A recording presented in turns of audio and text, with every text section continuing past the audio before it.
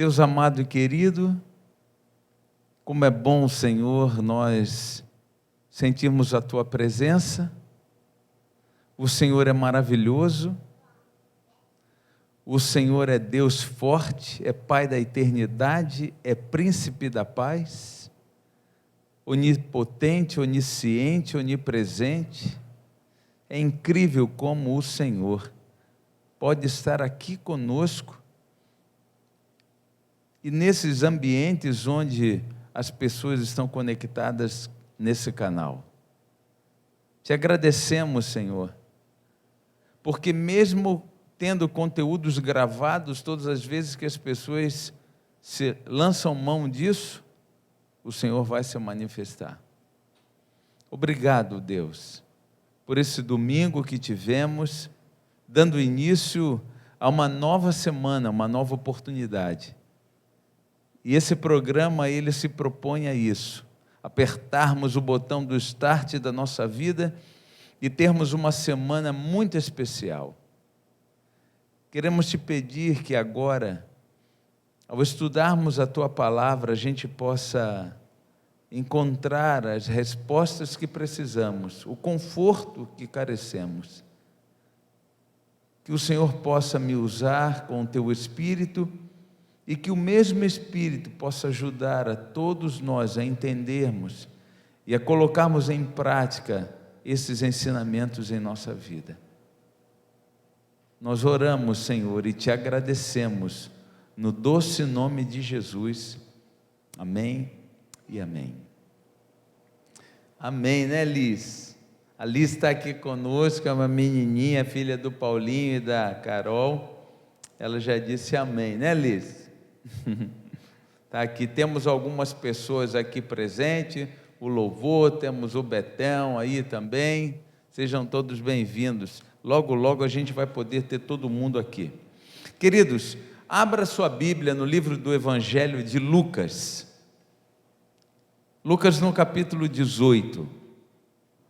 Lucas no capítulo 18.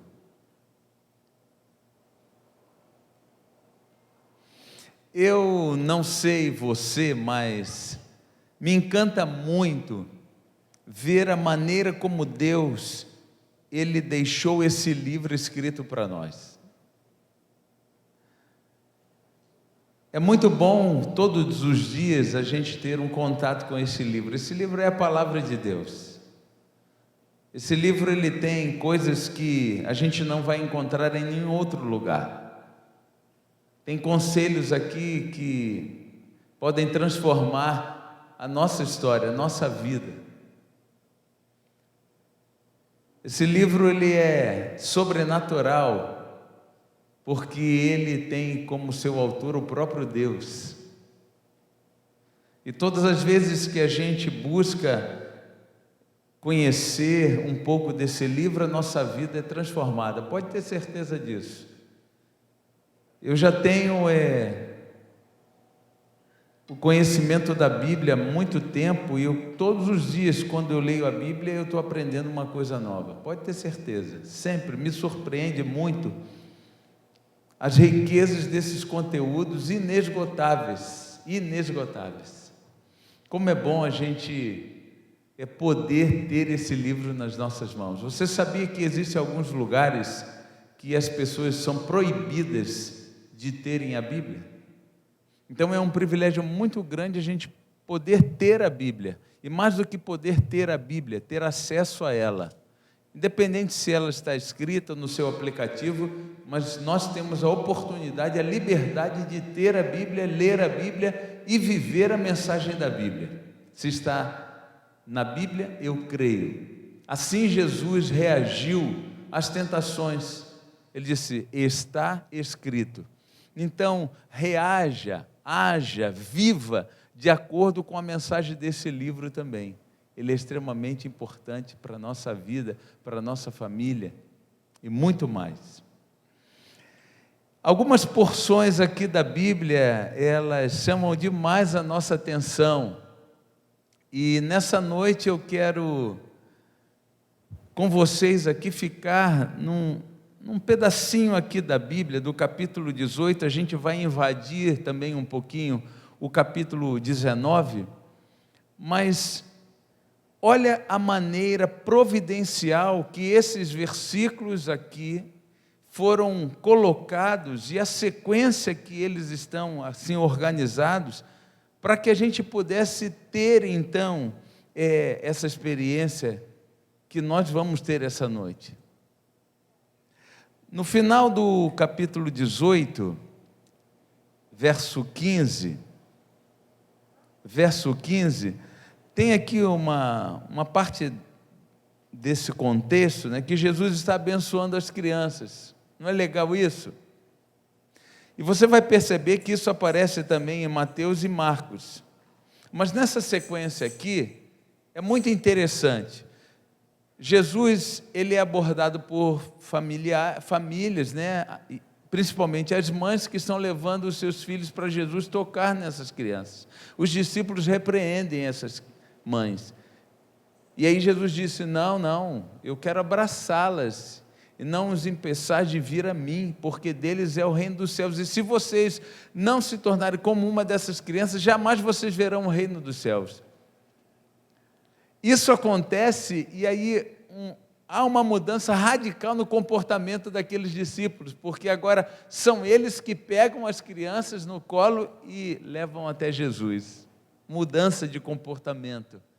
Por conta daquilo que Jesus disse, a possibilidade de viver e ter esse coração como de uma criança, receptivo, aberto, ingênuo, para absorver, abraçar as coisas, principalmente Jesus.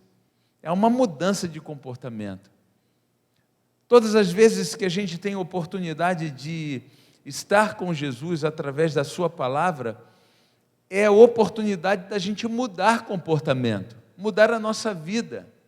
Com certeza eu e você, eu me coloco em primeiro lugar, temos coisas que a gente precisa mudar, coisas que a gente precisa acertar na nossa vida. Que bom que Deus concede para nós essas oportunidades. Você sabia que hoje é uma grande oportunidade que a gente está tendo? Tudo o que aconteceu ontem, anteontem, no passado, são coisas importantes. Ontem de manhã, e se você não esteve aqui conosco, está gravado no canal, o sermão de ontem, a gente falou que nós ainda estamos em batalha, o Armagedon, descrito de uma maneira diferente. Vá lá, vai ser muito bacana você acompanhar isso. Foi muito bom, mas já passou, nós estamos vivendo aqui hoje. Todas as vezes, gente, que nós nos encontramos com essa proposta, provocados por essa proposta religiosa, da nossa religiosidade, nós estamos aqui motivados por conta da nossa religiosidade, o nosso temor a Deus, as nossas preocupações em relação à nossa relação com Deus. Por isso nós estamos aqui, por isso nós paramos aí o que nós estávamos fazendo, nos assentamos, por isso nós viemos aqui, por isso eu estou com a Bíblia aberta, porque nós estamos exercitando a nossa fé, a nossa religiosidade, e todas as vezes que esse momento se apresenta a nós, é uma oportunidade que Deus nos concede. E as oportunidades que Deus concede a nós através desse encontro, através do estudo da Bíblia, através da leitura da Bíblia, esses encontros podem ser traduzidos assim: salvação. Essa é a palavra, salvação. Deus se encontra com o homem, salvação. O homem se encontra com Deus, salvação. Essa é a palavra forte desses encontros, porque salvação é tudo que Deus quer para nós. Salvação começa nesse encontro, nesse momento. Então, esse momento é um momento de salvação.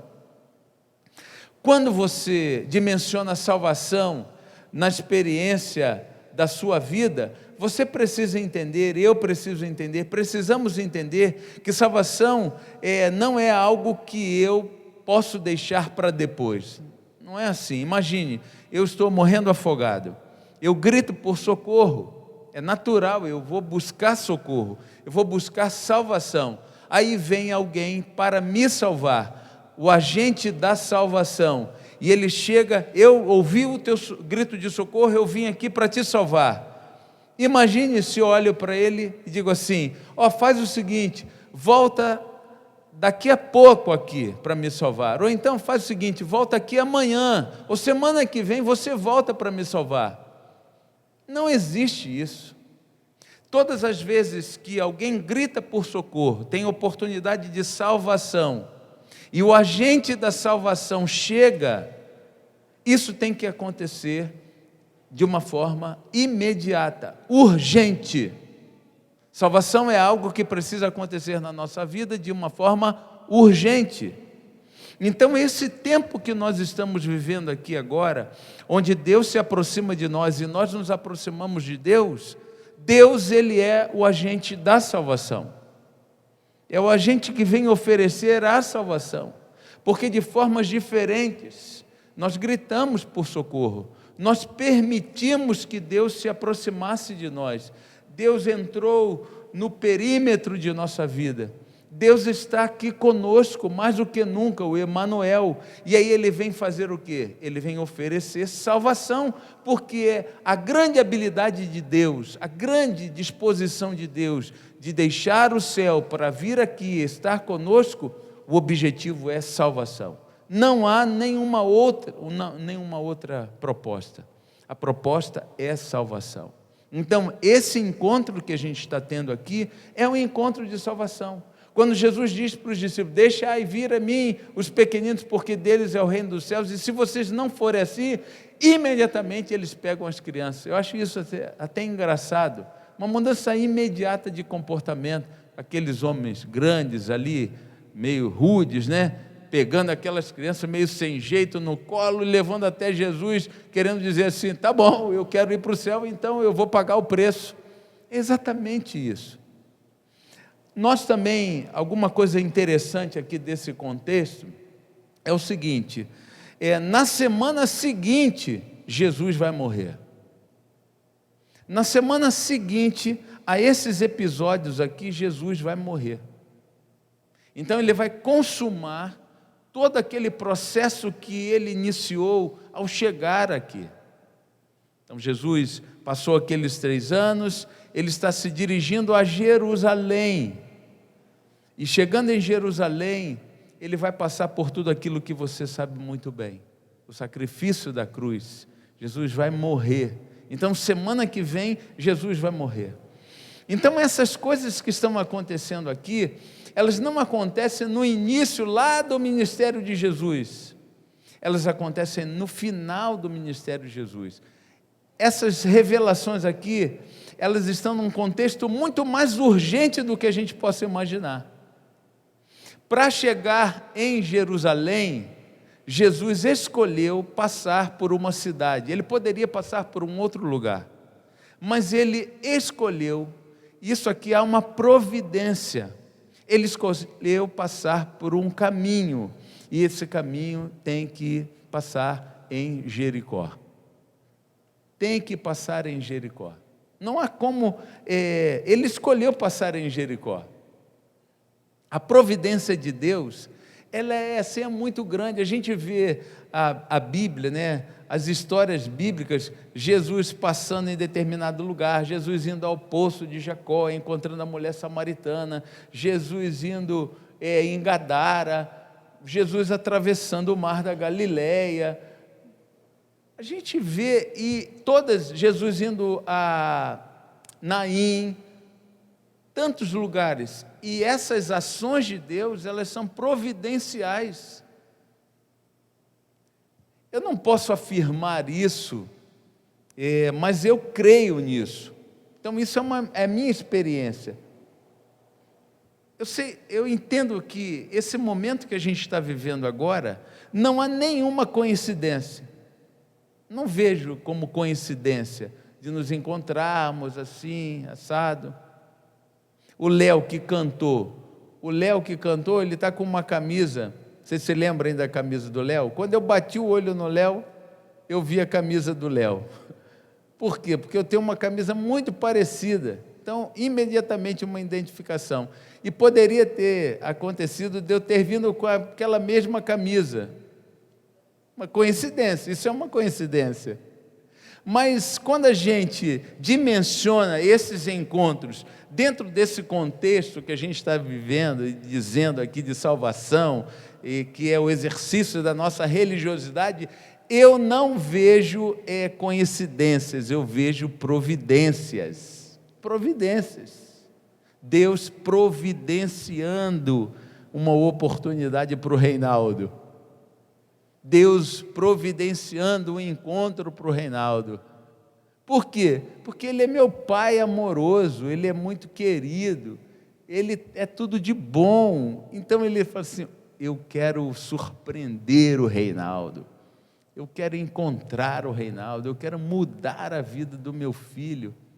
Então entenda que esse momento que a gente está vivendo aqui é providencial. Deus estando aqui conosco. Jesus tem que passar em Jericó. Nessa escolha que ele fez, uma semana da sua morte, Jesus tem que passar na cidade de Jericó. Ele escolheu assim, passar ali em Jericó. Jericó, gente, era uma cidade naquela época assim, muito avançada. A cidade de Jericó era conhecida a cidade das fragrâncias. Ela era cercada de muitas palmeiras, apesar de ser uma região muito árida, desértica ali. A cidade de Jericó é uma cidade até hoje muito bonita, e era uma cidade próspera. Ali em Jericó existiam muitas coisas diferentes dos outros lugares, e essa cidade, por ser uma cidade assim, com essas características, muitas pessoas viajavam para Jericó, e a maioria das pessoas que viviam ali em Jericó eram prósperas,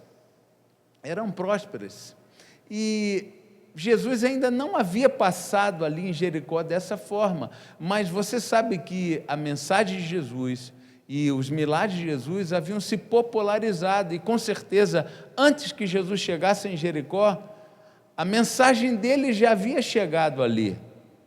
Mas Jesus está num caminho, numa sequência desse contexto aqui do capítulo 18 e o início do capítulo 19.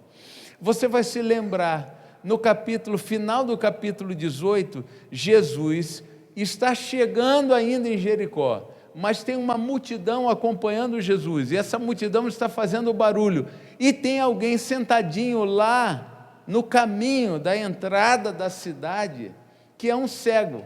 Você se lembra do nome desse cego? Bartimeu.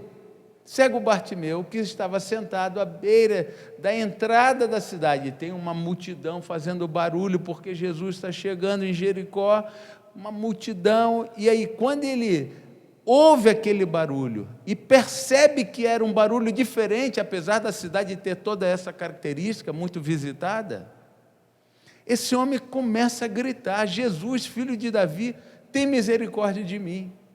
Ele precisa se levantar para poder gritar.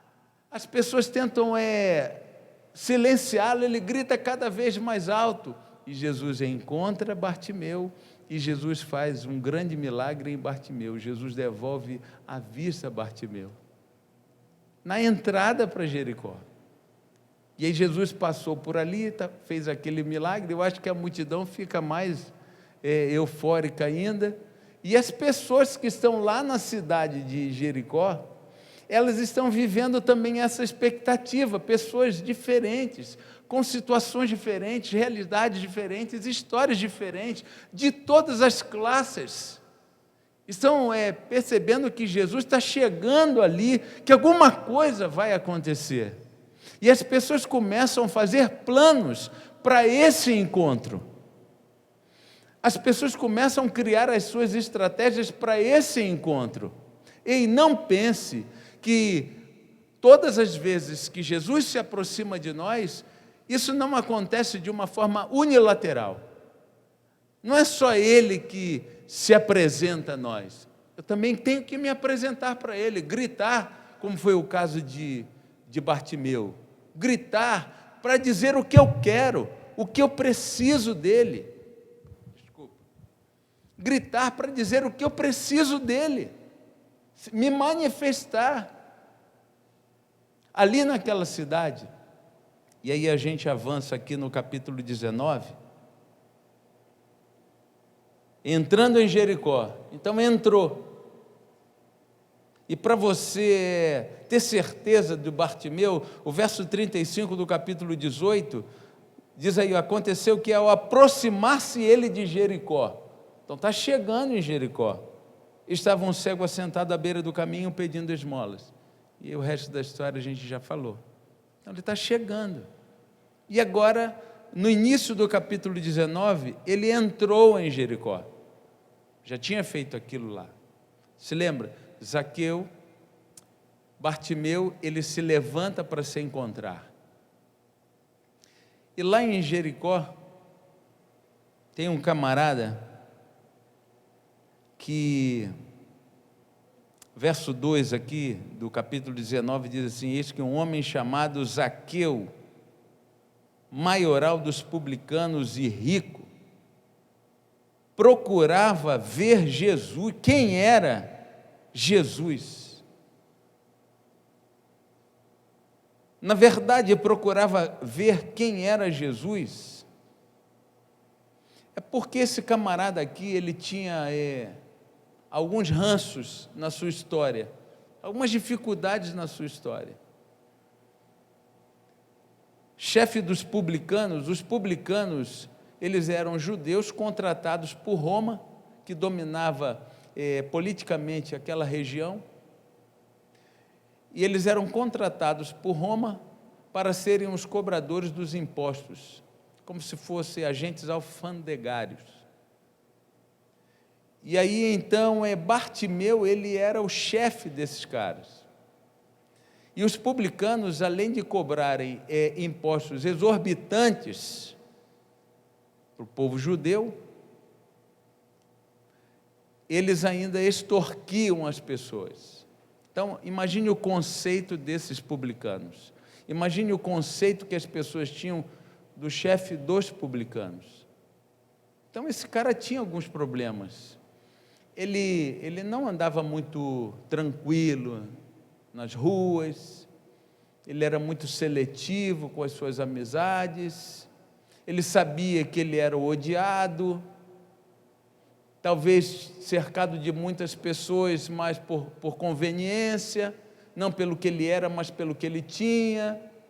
Algumas pessoas, quem sabe, nutriam um sentimento de, numa primeira oportunidade, tirar a vida dele. Algumas pessoas haviam entregue as suas últimas moedas por causa da sua última extorsão. Enfim, então, esse cara tinha alguns problemas. E com certeza ele já havia ouvido sobre Jesus, e agora ele sabe que Jesus está chegando ali, vê quem é. Existe uma expressão, não sei se aqui ela é comum, mas lá no Rio de Janeiro, essa expressão é muito comum, assim, deixa eu ver qual é. Não sei se é aqui, e aí pessoal, está aqui, o pessoal usa essa expressão também? Deixa eu ver qual é. Deixa eu ver qual é, deixa eu ver o que esse cara tem, será que é verdade mesmo? Será que ele é bom? Será que ele faz isso mesmo? Será que ele vai dar atenção para mim? Deixa eu ver qual é. Então, na verdade, não é conhecer Jesus, deixa eu ver qual é, mas eu preciso me expor para então encontrar com esse Jesus. Essa é uma grande oportunidade para ele. E Jesus não passaria de novo ali, por quê? Porque ele vai morrer na semana seguinte. Então, essa é talvez a primeira e a última oportunidade de Bartimeu, e ele aproveitou, agarrou com unhas e dentes. Essa é a primeira e a última oportunidade de Zaqueu, então, ele tem que agarrar isso com unhas e dentes. As oportunidades que se apresentam para nós, a gente precisa agarrar, porque a oportunidade ela vem e depois o que acontece? Ela passa. Então você precisa agarrar. Imagine você descrever isso nessa dimensão desse relacionamento que a gente está vivendo aqui, que é o relacionamento espiritual, que é o pedido de socorro, e o agente da salvação chega. Então, é agora, é de imediato. Eu vou agarrar isso com todas as minhas forças, porque senão não vai dar. Deixa eu contar uma experiência para você que me impressionou muito isso. Isso aconteceu comigo. Eu estava começando o meu ministério ainda, bem novinho, sem nenhuma experiência, estou aprendendo ainda. E eu visitei uma família, o chefe daquela família, o pai, o esposo, ele não havia ainda tomado uma decisão de viver com a sua família toda essa experiência do Evangelho e se preparar para a volta de Jesus, conforme a Bíblia diz. E aí, eu fui convidado para ir lá, estudar a Bíblia com ele, estudamos a Bíblia, e aí fiz uma proposta para ele entregar a vida dele para Jesus, e publicamente confessar isso, sendo batizado. Quando eu fiz essa proposta para ele, e eu tinha assim na minha mente que isso seria muito natural, porque nós já vínhamos conversando. E aí, quando eu fiz a proposta para ele falou assim, não, eu não quero, pelo menos agora eu não quero. Eu argumentei, até apelei, mas ele me disse, não, pastor, a esposa ali, os filhos, mas eu disse, não quero agora, não é agora. Imagine que eu assim, pensar assim, eu vou contar uma história para esse cara, e eu vou apelar de tal forma que ele vai tomar uma decisão, eu vou apelar mesmo.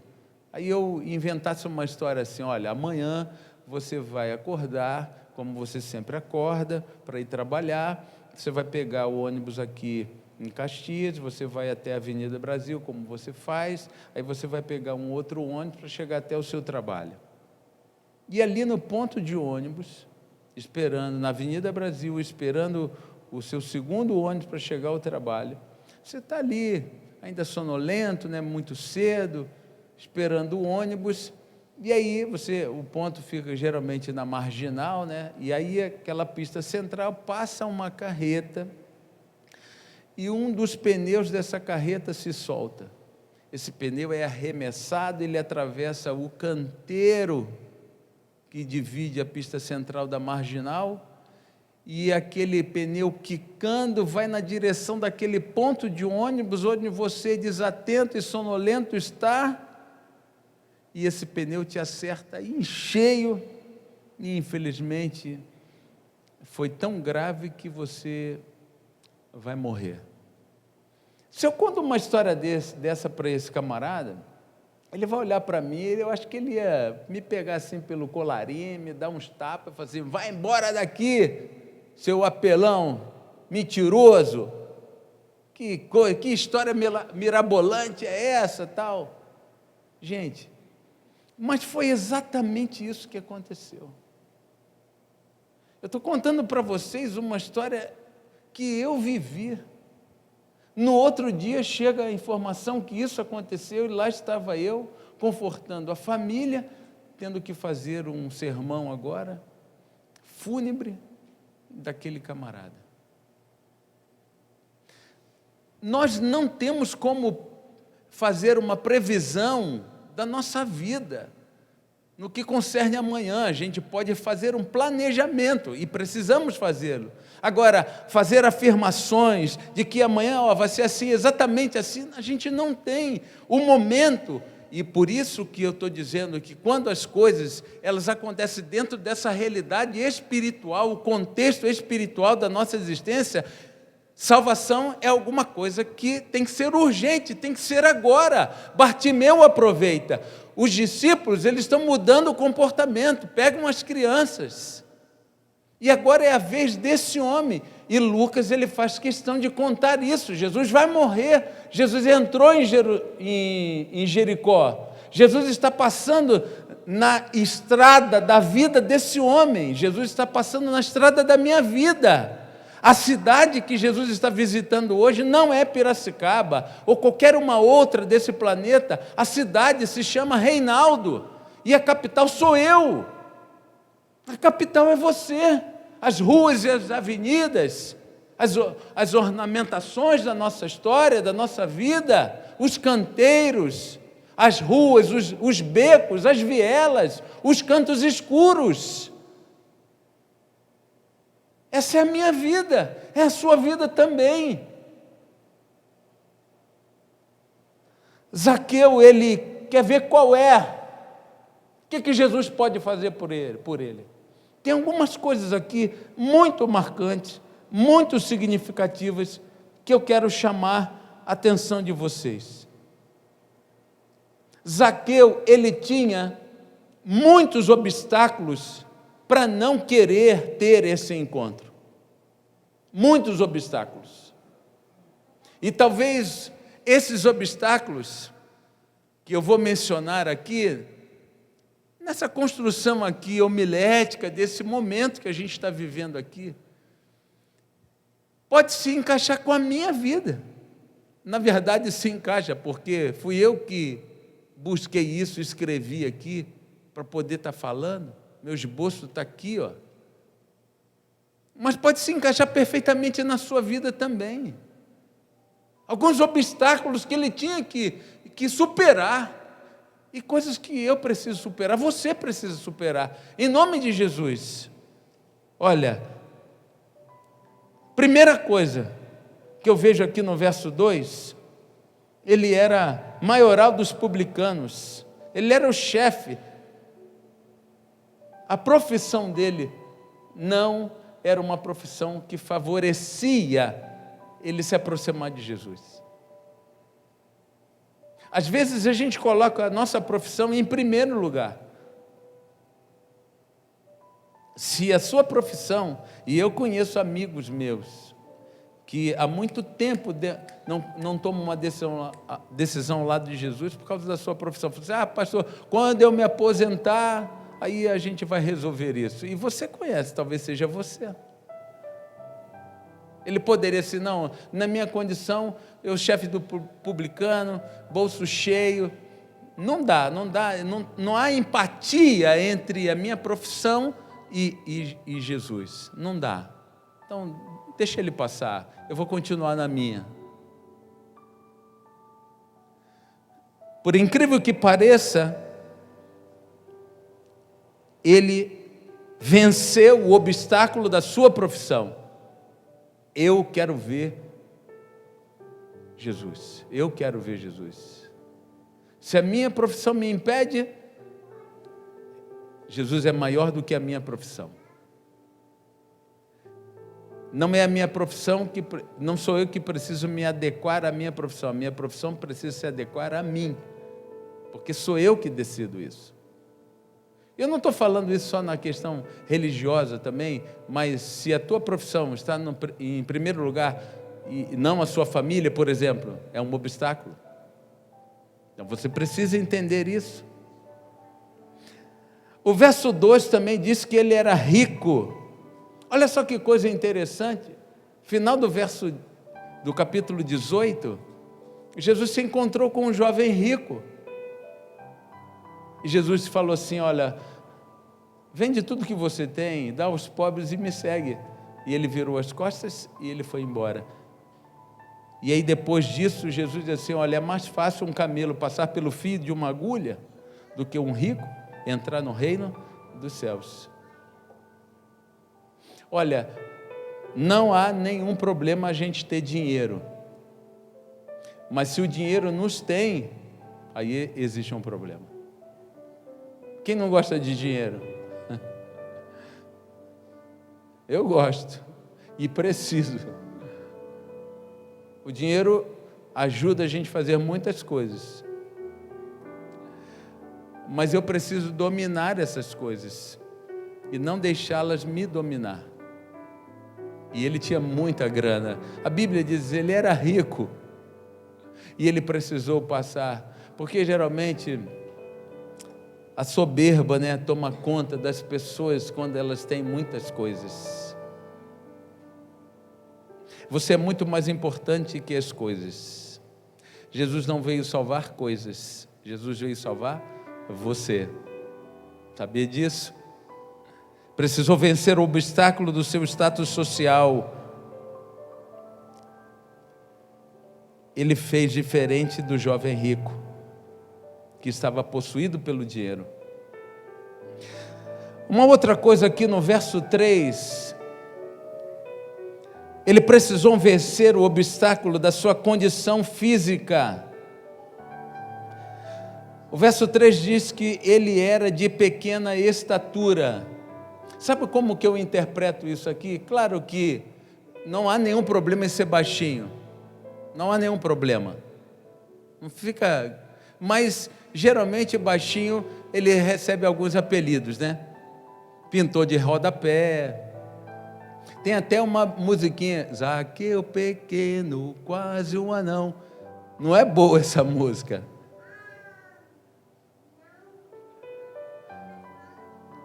E Zaqueu, ele era bem pequenininho. Tinha uma grande multidão. E essa grande multidão impedia o pequenininho de ver Jesus. Então o pequenininho tem que dar um jeito. Ele tem que resolver esse problema. Se você quer de fato conhecer Jesus, ainda que pequeno, se faça grande. Se faça grande. Então cresça na sua vontade, na sua disposição, na sua garra. Se faça grande. O verso 4 diz que ele subiu numa árvore. Gente, para encontrar Jesus, Bartimeu precisa se levantar. Para encontrar Jesus, Zaqueu precisa descer. O paradoxo do comportamento humano, e ele age distintamente, falando a cada um respostas diferentes da mesma atitude do Salvador. Ele subiu numa árvore. Imagine um cara rico, um cara conhecido, o cara que era o chefe. Ele subir numa árvore para ver Jesus é romper todos os obstáculos para ver Jesus. Rompa os seus obstáculos, a sua vergonha. Ali, naquele lugar, existiam diferentes pessoas. Zaqueu, ele precisou, nessa época de uso de máscaras, Zaqueu tirou as máscaras. Ele se mostrou como verdadeiramente ele era, no seu íntimo, um total dependente de Jesus. Apesar de toda a sua riqueza, do seu status social, totalmente dependente de Jesus. Zaqueu, ele venceu o obstáculo da multidão. Verso 3 diz que havia uma multidão ali por causa de Jesus. Ele não teve vergonha de se expor diante da multidão. Ei, se você tem vergonha de dizer que você é um crente, que você aceitou Jesus na frente dos seus amigos, dos seus parentes, da opinião pública da sua cidade, do povo, Jesus não teve vergonha de dizer que era o teu Salvador. A publicanos, a prostitutas, a pecadores, a todos, ele não teve vergonha de se mostrar como Salvador. E por que às vezes a gente tem vergonha de se mostrar para ele, na frente dessas pessoas? Não tenha vergonha de dizer que você aceita Jesus como seu Salvador. E Jesus, nesse capítulo aqui, 18, início do capítulo 19, ele diz assim que, olha, não há, verso 29 do capítulo 18, respondeu-lhe Jesus, em verdade vos digo que ninguém que tenha deixado casa, ou mulher, ou irmão, ou pai, ou filho, por causa do reino de Deus, que não receba no presente muitas vezes mais e no mundo por vir, a vida eterna. E olha que Zaqueu não tinha lido isso. Eu já li, e você também, e muitas vezes nós temos vergonha, por causa da multidão, a gente tem vergonha de dizer, eu sou crente.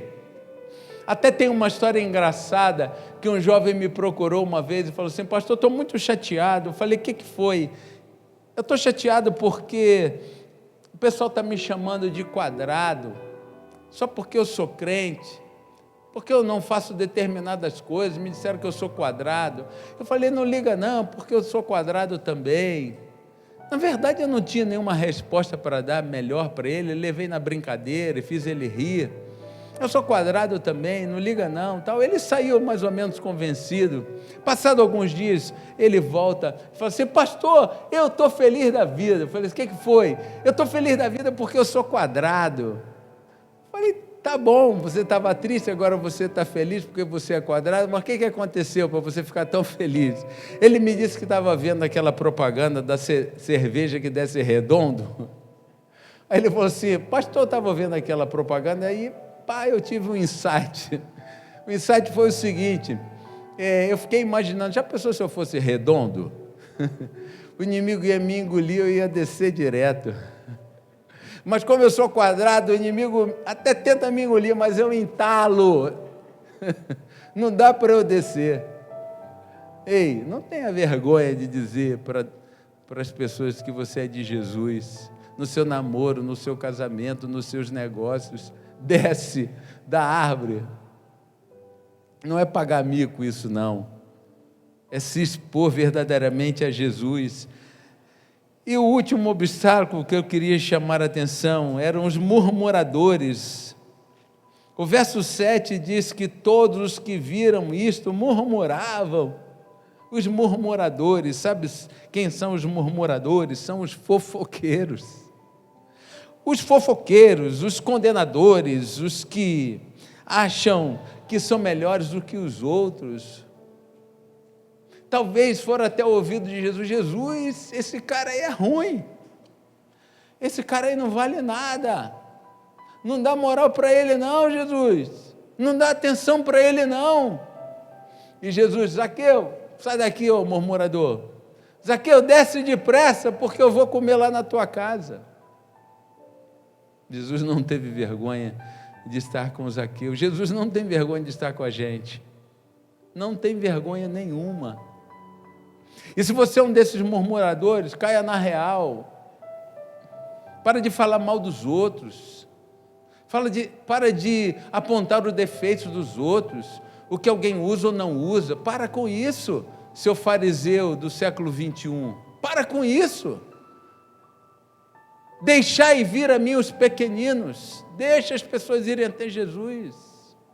E vá também. Para com isso.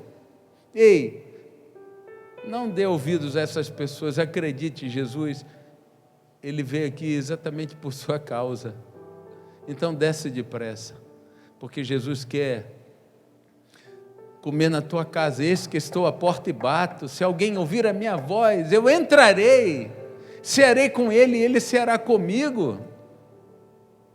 E essa porta que Jesus bate só tem maçaneta do lado de dentro, porque ele bate, quem abre é você. Então acredita nisso. Jesus está agora na casa de Zaqueu. E estando na casa de Zaqueu, sem falar nada, só estando ali, a iniciativa é dele. Jesus, deixa eu te dizer uma coisa, eu roubei, eu extorqui, eu fiz um monte de coisa errada, mas eu vou resolver esse problema, vou restituir as pessoas, vou entregar tudo o que eu tenho para as pessoas, porque eu me encontrei com você. E aí Jesus faz a declaração maravilhosa que a gente conhece: hoje houve salvação nessa casa. O que Jesus queria? Comer aquela comida rica, gostosa lá de Zaqueu? Não, Jesus queria Zaqueu. Jesus quer você. Jesus me quer. Nessa noite, o Salvador, o agente da salvação, passa na estrada da sua vida, da minha vida. Se há necessidade de gritar, grite. Se há necessidade de descer do nosso pedestal, desça. Se há necessidade de se entregar a Ele, se entregue. Porque hoje Ele quer declarar exatamente como declarou para Zaqueu: hoje veio salvação nessa casa. Jesus quer salvar você e a mim. Você se dispõe a ser salvo? Feche os seus olhos e vamos orar. Maravilhoso Deus, como é bom a gente ver essas histórias maravilhosas que ficaram registradas para o nosso exemplo. Obrigado por essas lições que nós compartilhamos juntos hoje. Senhor, por favor, para tudo também e olha para nós com um olhar de amor, misericórdia, de compaixão. E por favor, se é para descer, vamos descer. Se é para gritar, vamos gritar. Senhor, obrigado porque, através da história de Zaqueu, a gente entende que há salvação para todos nós. Sem distinção nenhuma, todos nós podemos nos salvar. Obrigado porque o Senhor está aqui para nos oferecer salvação. Que nós possamos querer essa salvação. A resposta de Zaqueu está escrita aqui. E a nossa precisa ser escrita. As nossas atitudes diante do agente da salvação. Por favor, Deus, ajuda-nos a apertar o start da nossa vida, não apenas de uma nova semana, mas da nossa nova vida, aproveitando essa grande oportunidade que Tu nos concedes. Nós Te agradecemos, em nome de Jesus. Amém e amém.